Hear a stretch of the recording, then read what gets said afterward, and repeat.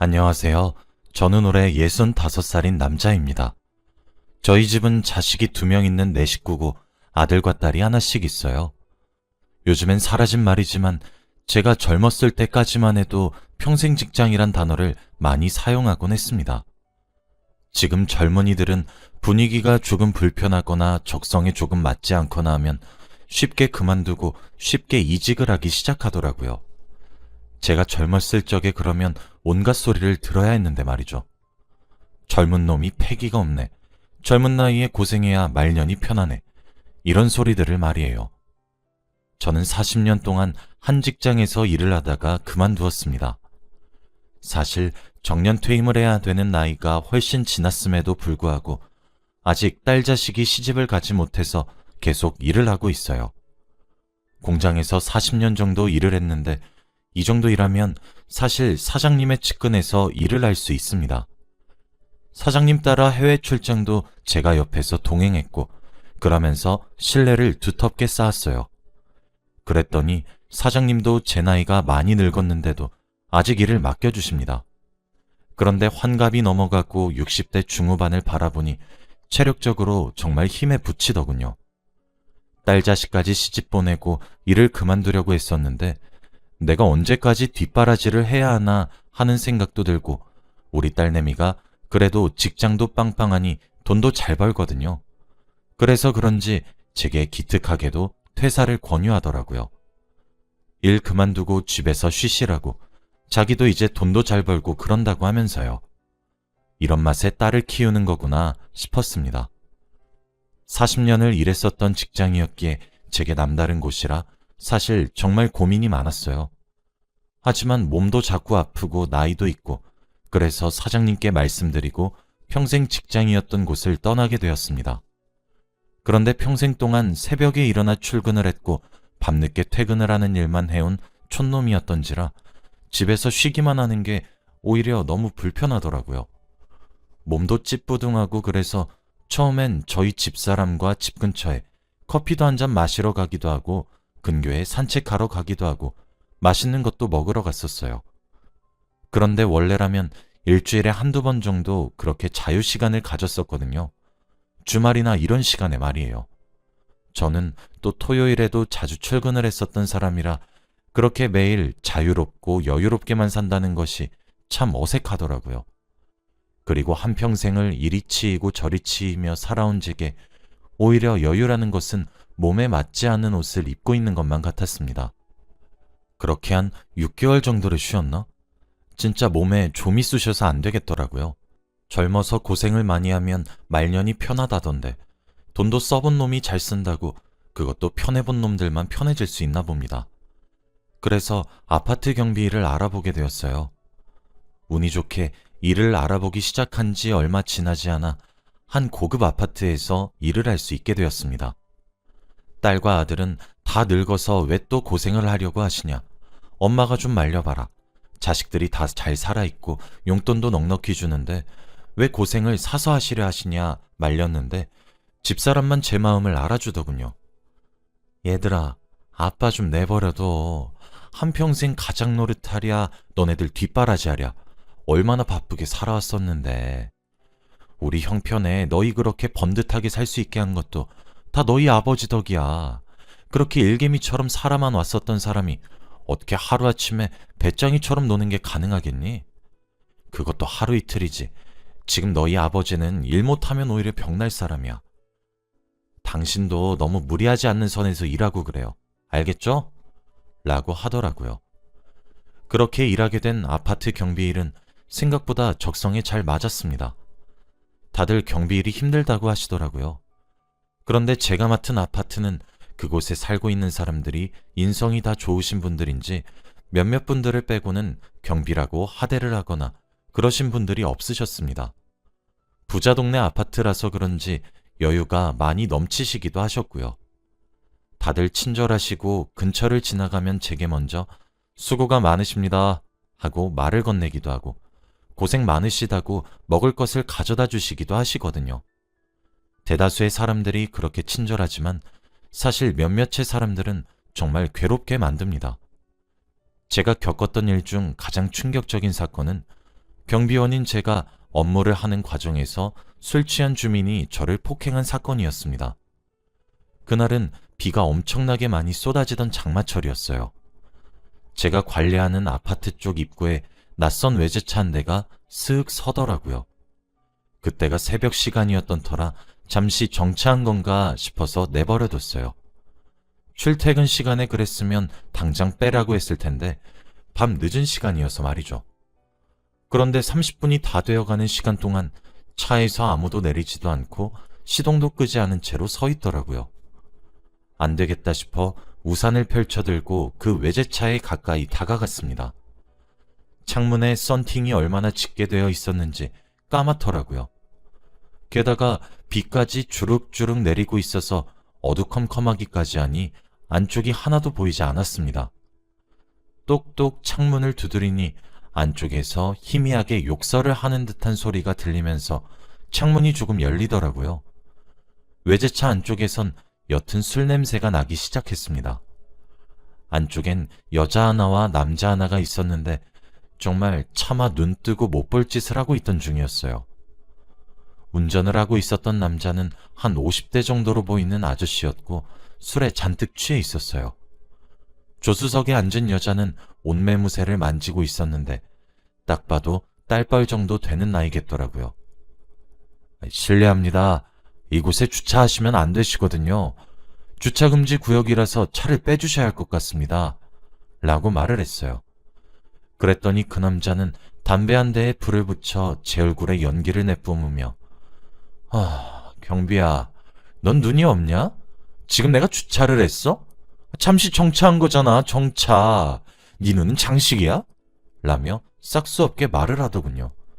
그래서 여기는 주정차 금지 구역이라서 정차도 안 됩니다. 차를 빼주실 수 있겠습니까? 라고 물었어요. 더 공손하게 말해봐. 그럼 내가 고민 좀 해볼게. 하며 낄낄거리면서 웃더라고요.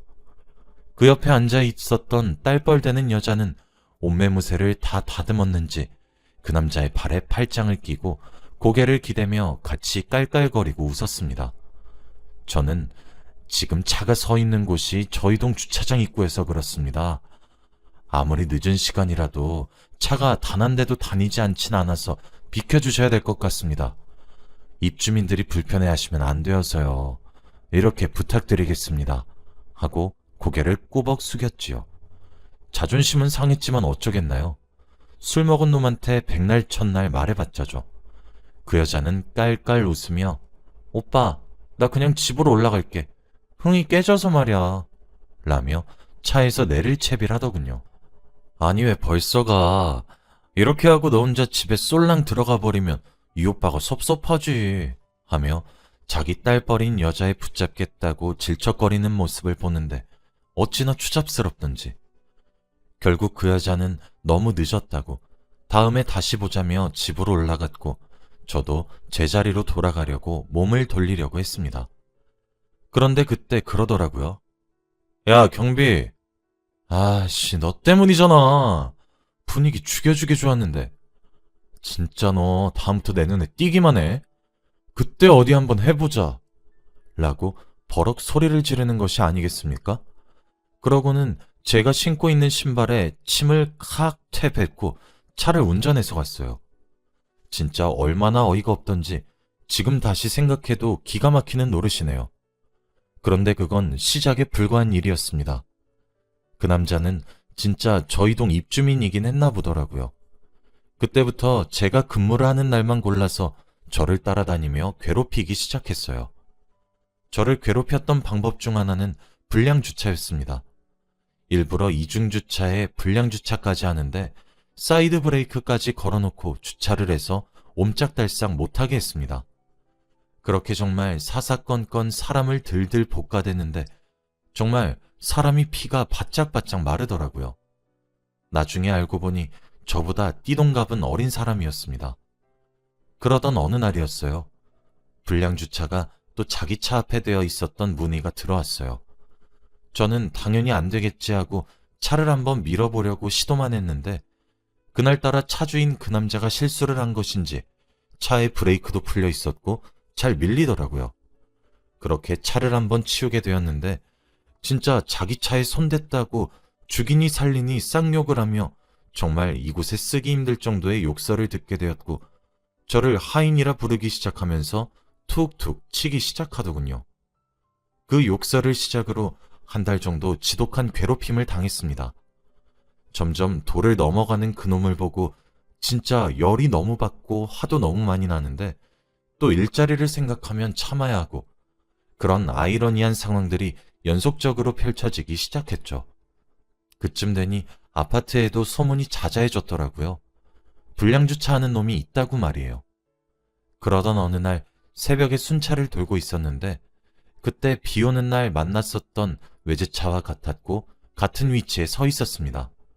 그날도 음주운전을 한 모양이더군요. 저는 또 당연히 차를 빼달라 요청하러 다가가야 했어요. 저도 사람인지라 똥이 무서워서 피하는 것이 아니고 더러워서 피하고 싶은데 어쩌겠습니까? 그게 제 업무인 것을요.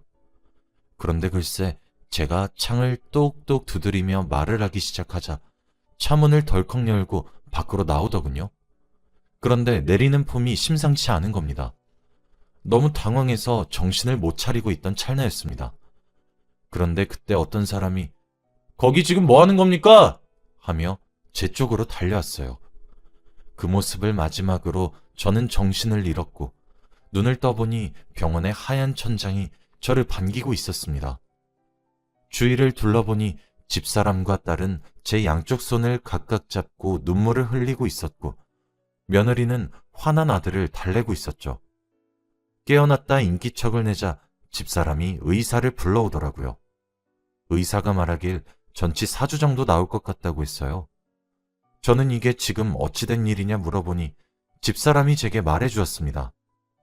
"아니, 당신은 그런 사람이 당신을 괴롭히려고 하면 일을 그만두든가 도망을 치든가 둘 중 하나는 했어야죠. 진짜 얼굴이 이게 뭐냐고요?" 하며 엉엉 소리내어 울면서 말하더군요. 어떤 총각이 속수무책으로 맞고 있는 저를 발견함과 동시에 경찰과 구급차를 불렀고 그 남자는 다급히 차를 몰고 도망치려 했지만 그 총각이 끝까지 붙들고 있어준 덕에 경찰에 잡혔다고 말했습니다.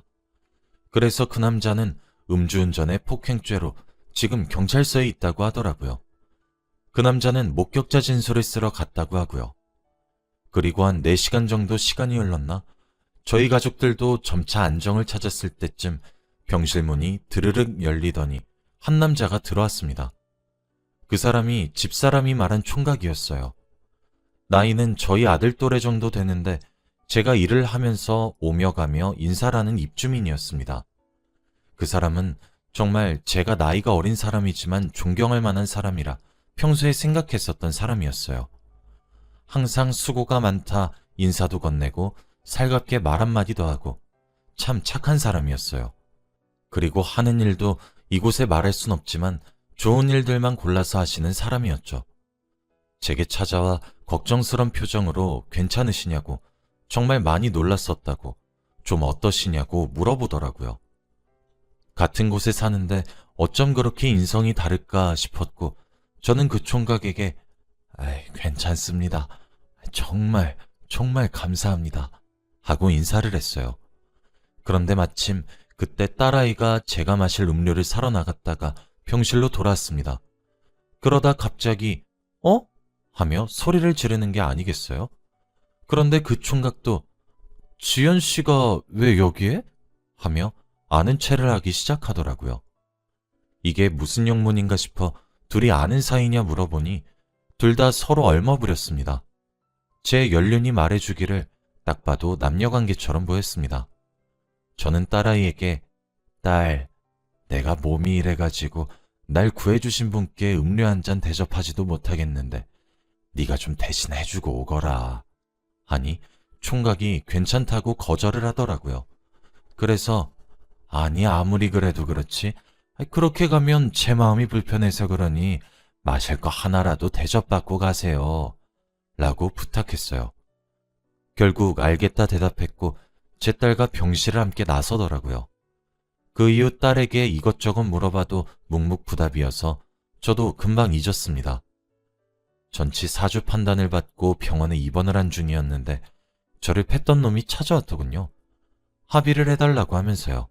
솔직히 부자라고 예상은 했었는데 합의금을 정말 억소리나게 불러서 흔들리긴 했습니다만 합의하지 않았습니다.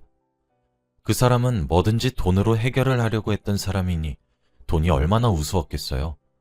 그러니 이번에도 제게 사과는커녕 돈으로 해결하려고 했겠죠. 제 집사람과 자식들도 단단히 화가 나서 소송으로 넘어갔습니다. 사실 3주 동안이나 경비 일을 하지 못하니까 저는 해고당해도 억울하긴 하겠지만 할 말이 없었어요. 입주민에게 피해를 당해 억울할 순 있어도 3주간 자리를 비워야 하는데 다들 알다시피 경비 자리도 정년 퇴임한 사람들에게 귀한 일자리거든요.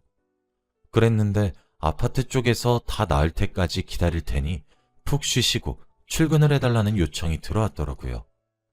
입주자 동 대표님께서 직접 병원에 문병을 오셨습니다. 그리고서는 제게 봉투 하나를 건네시며 말씀하셨어요. 선생님, 몸은 괜찮으세요? 이건 얼마 되진 않는데 저희가 십시일반으로 조금씩 모은 돈입니다. 치료비에 보태 쓰시고 받으신 마음의 상처에도 조금 위로되길 바라는 마음에서 드리는 겁니다. 하시더라고요. 저는 처음엔 당연히 거절했어요. 그랬더니 아니요. 저희가 지금 선생님이 얼마나 성실하고 친절하게 입주민들을 대하시며 일을 하신 걸 저희 모두가 뻔히 알고 있는데 저희 마음도 편하게 해주셔야죠. 그리고 그 불량주차 하던 놈도 걱정하지 마세요. 제 아들이 변호사인데 수임료도 받지 않고 도와드릴게요. 저희도 그놈 때문에 얼마나 고통스러웠는데요. 그런데 괜히 총알바지처럼 경비 선생님께만 피해를 입힌 것 같아 마음이 불편해서 그래요. 하시면서 봉투를 거의 제게 던지다시피 품에 넣고 퇴원하고 뵙겠다 말씀하시며 돌아가시더라고요. 저는 정말 얼떨떨했습니다. 동 대표님께서 말씀하신 대로 정말 변호사를 통해 제게 도움을 주시더라고요. 사실 저희 가족들도 갑갑해하던 찰나였는데 정말 가뭄의 단비 같은 존재처럼 저희에게 큰 도움이 되었습니다. 정신적 충격의 위자료도 꽤 받았거든요. 변호사님을 도와 절 구해준 총각도 저를 많이 도와주었습니다. 절 때렸던 놈은 그 대가로 적절한 처벌을 받게 되었어요. 몸이 다 낫자마자 바로 경비일로 복귀했습니다. 그런데 정말 감동적이었어요. 세상에 경비실에 편지도 있고 쪽지도 붙어 있더라고요. 아저씨 보고 싶어요. 아저씨 화이팅! 이런 글귀들은 어린아이들의 삐뚤빼뚤한 글씨체였고 알고 있었지만 이 정도로 심각한 줄 몰랐어요. 도와드리지 못해 죄송합니다. 항상 웃으면서 인사해 주시고 작은 택배조차 저희에게 직접 가져다 주시고 항상 성실하셨었던 경비 선생님의 빈자리가 너무 큰 것 같아요. 빠른 쾌유를 바랍니다. 이런 편지들도 많이 있었어요. 세상이 아직 참 따뜻하구나 이런 생각을 가지게 되었다고 해야 하나요? 그리고 경사는 여기에 그치지 않았습니다. 제 연륜의 촉이 딱 맞아 떨어졌더군요. 절 도와준 총각과 제 딸아이는 과거에 약 3년 정도 만났다가 헤어졌던 사이더라고요. 그런데 감정이 식거나 그래서 헤어진 것이 아니고 남자 쪽에서 유학 때문에 멀리 떠나게 되어서 헤어지게 되었다고 합니다. 그런데 그 남자가 살고 있던 곳의 경비가 저였고 절 구한 남자가 바로 딸아이의 전 애인이었던 것이죠. 그때 제가 감사하다는 의미로 커피라도 한 잔 대접하라고 밖으로 내보냈을 때 서로가 서로에게 감정이 조금 남았다는 사실을 알게 되었고 지금은 거기서 좀 더 발전되어 연인 사이가 되어 있더라고요. 저는 제 딸아이가 경비 일하는 거를 부끄러워할 줄 알았는데 자랑스럽게 여기고 있고 딸아이의 연인이 된 그 총각 또한 제게 여전히 깍듯하게 대해줍니다. 이것도 제 연륜의 촉이긴 한데 몇 달 있으면 저도 이제 딸아이를 결혼시킬 수 있을 것 같다는 생각이 드네요. 일단 저는 그 총각이 제 마음에 쏙 들거든요.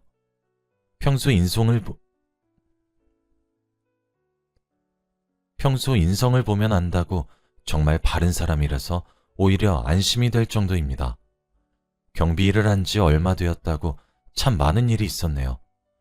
나름 자부심을 갖고 일하고 있는데 저희 아파트 입주민들처럼 다른 사람들도 경비라는 직업을 무시하지 마시고 존중해 주셨으면 합니다. 제 이야기는 여기까지입니다. 들어주셔서 감사합니다. 여러분들도 항상 행복하세요.